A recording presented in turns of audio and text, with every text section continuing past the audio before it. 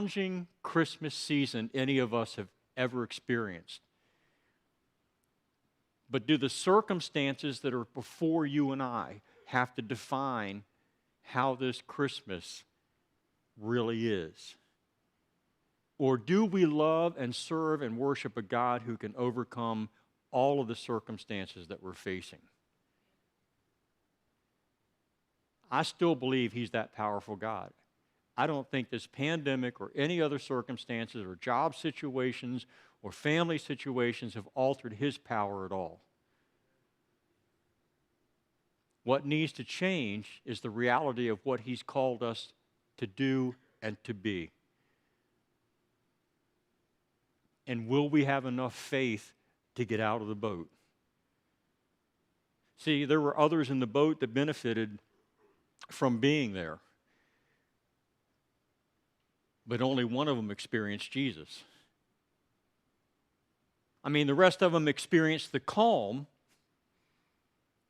but only one of them experienced the touch. Only one of them could walk away from that boat ride and say, because of Jesus, I actually did something no other human being has ever done. I mean, yeah, he sank, okay? Yeah. Is stepping out in faith and doing what Jesus is asking you to do worth the potential risk of momentary perception of failure?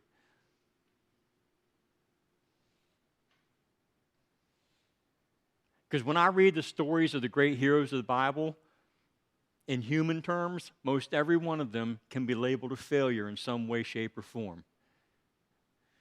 And yet when you read the writer of Hebrews, each and every one of them are called heroes. Heroes of the faith. I want to end today with a familiar passage of Scripture, because it should bring us comfort as we strive for the perfect Christmas. Because I think we can have the perfect Christmas. That doesn't mean that some of our family members won't be sick. It doesn't mean that we'll be able to gather the way we want. It doesn't mean that our lives won't be altered in human terms. But I believe this, in the midst of all of those things, we can have the perfect Christmas if Jesus is present doing what Jesus wants to do. And He gives us this promise, because we know that all things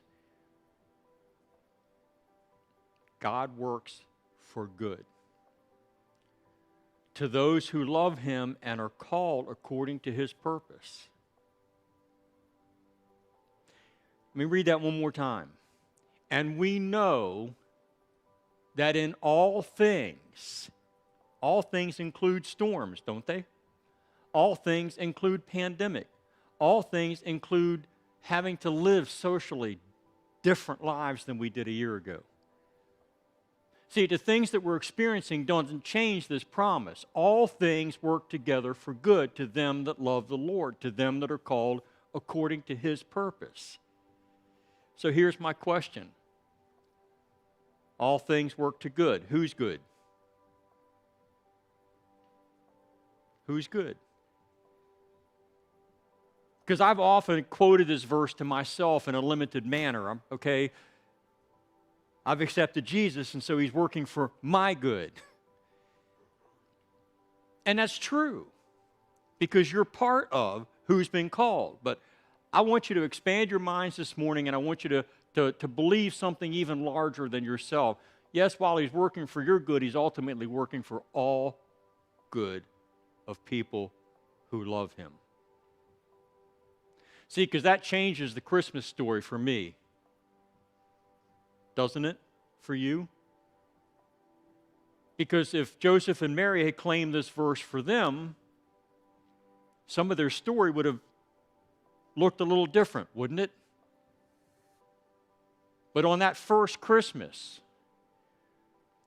God wasn't working just for Joseph and Mary's good. He was working for your good and for my good. And because of that, some of the circumstances in their life couldn't be changed the way that they may have wanted them to be changed. And so this Christmas, I want you to go into it looking for the perfect Christmas, not that you're going to feel and get and do everything that you humanly want, but that Jesus does everything he chooses to do through you. And while your story may not get to be changed quite the way you would like it to be changed, you'll know that because the perfect one did what only the perfect one can through your life, you really did experience the perfect Christmas. See, we like to think that Jesus is on his way to calm our storm. But what if he's really coming to shine through you?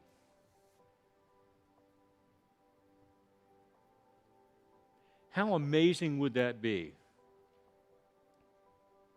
as Christians